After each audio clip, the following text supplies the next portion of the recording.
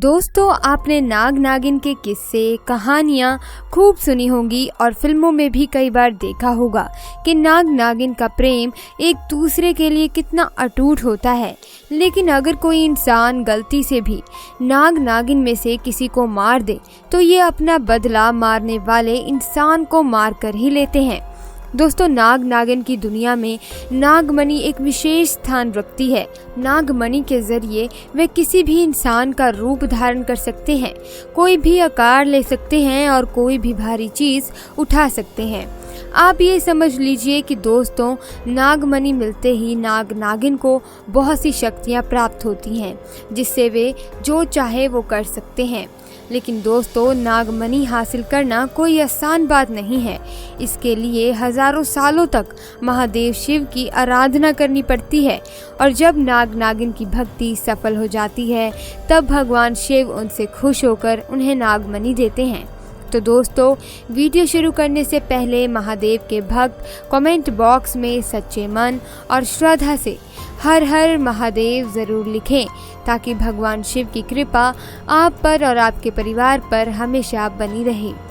UP में 25 साल बाद नागिन ने लिया अपने नाग का ऐसा बदला कि सभी लोगों के पैरों तले ज़मीन ही खिसक गई। दोस्तों, आपने बड़े बुजुर्गों से सुना होगा कि कभी भी नाग नागिन के जोड़े को नहीं मारना चाहिए क्योंकि इसका अंजाम बहुत ही खतरनाक होता है। यदि दोस्तों आपसे गलती से भी नाग या नागिन मर जाए तो उसे तुरंत जला देना चाहिए क्योंकि नागिन अपने नाग की आंखों में देखकर ये पता लगा लेती है कि उसके नाग को किसने मारा है और वो अपना बदला लेकर ही मानती है। और दोस्तों, ऐसा ही कुछ यूपी के उस गांव में हुआ जहां 25 साल बाद नागिन ने अपने नाग का ऐसा बदला लिया कि लोगों के रोंगटे खड़े हो गए। दोस्तों, ये घटना यूपी में रहने वाले विशाल राणा के साथ घटित हुई।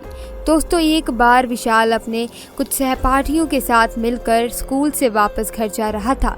तभी अचानक से एक नाग उसके रास्ते में आकर बैठ गया और फन फैलाकर हुंकारे मारने लगा। ये देखकर विशाल के साथ घर वापस जा रहे सहपाठी काफ़ी डर गए और वहाँ से भागने लगे। लेकिन कुछ सहपाठी वहाँ खड़े रहे और विशाल को वापस मुड़कर चलने को कहने लगे। लेकिन विशाल को ऐसा करना कायरता लगी और उसने गुस्से में आकर एक पत्थर उठाया और उस नाग के सर पर दे मारा और नाग वहीं पर मर गया। विशाल इस बात से अनजान था कि उस नाग की नागिन ये सब देख रही थी। दोस्तों, इसके बाद विशाल ने उस नाग को उठाकर झाड़ियों में फेंक दिया और अपने घर को चला गया। दोस्तों, जब वो नागिन अपने नाग के पास गई तो अपने नाग को खून से लथपथ देखकर वो नागिन गुस्से में लाल पीली हो गई और अपना सर जमीन पर मारने लगी। इसके बाद नागिन ने अपने नाग के शरीर को एक जगह पर रख दिया और अपने नाग का बदला लेने के लिए विशाल को ढूंढना शुरू कर दिया। जब नागिन विशाल के गाँव में उसके घर के पास पहुंची तो वो अपनी मौसी के साथ एक कार के सामने खड़ा हुआ था। जब तक नागिन वहां पहुंचती तब तक वो कार में बैठकर अपनी मौसी के साथ मुंबई पढ़ने के लिए चला गया। दोस्तों, विशाल पढ़ लिख कर डॉक्टर बन गया। विशाल की मां का ब्याह काफ़ी गरीब घर में हुआ था जबकि उसकी बहन ने भागकर किसी बिजनेसमैन से शादी कर ली थी। लेकिन उनको संतान का सुख कभी प्राप्त नहीं हुआ था और इसीलिए उन्होंने विशाल को पालने का फैसला लिया। विशाल का लगाव पढ़ाई में ज़्यादा होने के कारण उसके माता पिता ने भी अपने दिल पर पत्थर रखकर ये फैसला लिया। वही विशाल भी अपनी मौसी की मेहनत और अपने माता पिता के दर्द को जीतकर डॉक्टर बन गया। बाहर विदेशों में जाकर विशाल ने कई डिग्रियां ली और वो जानवरों का डॉक्टर बन गया जिसमें वो सांपों का विशेषज्ञ था। दोस्तों, जब 25 साल के बाद विशाल अपने मौसा मौसी के साथ गांव वापस आया तो उसको देखकर सभी गांववासी उसका स्वागत करने लगे। सबका इतना प्यार देखकर विशाल काफ़ी प्रसन्न हुआ और अपने बचपन के दोस्तों के साथ एक खुले मैदान में जाकर बैठकर अपनी पुरानी यादों को ताज़ा करने लगा। तभी उसकी नज़र उस नागिन पर गई जो कि पूरी तरह से जख्मी थी। उसके शरीर से रक्त बह रहा था।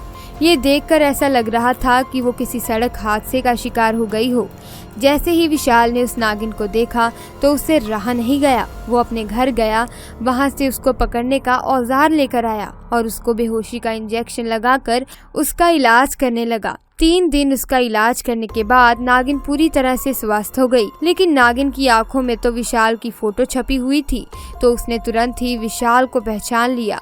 दोस्तों, जैसे ही विशाल ने उस नागिन को उठाकर बाहर छोड़ा तो उस नागिन ने तुरंत ही विशाल के पैर को डस लिया। विशाल को डसते ही नागिन तुरंत वहां से चली गई और कुछ देर बाद ही विशाल की मौत हो गई। इस कहानी ने यह साबित कर दिया कि नागिन अपने नाग का बदला ज़रूर लेती है, चाहे उसे अपना बदला लेने के लिए कितने भी जन्म क्यों न लेने पड़े। दोस्तों, वीडियो अच्छी लगी वीडियो को लाइक करना, चैनल को सब्सक्राइब करना मत भूलना। मिलते हैं अगली वीडियो में, तब तक के लिए धन्यवाद।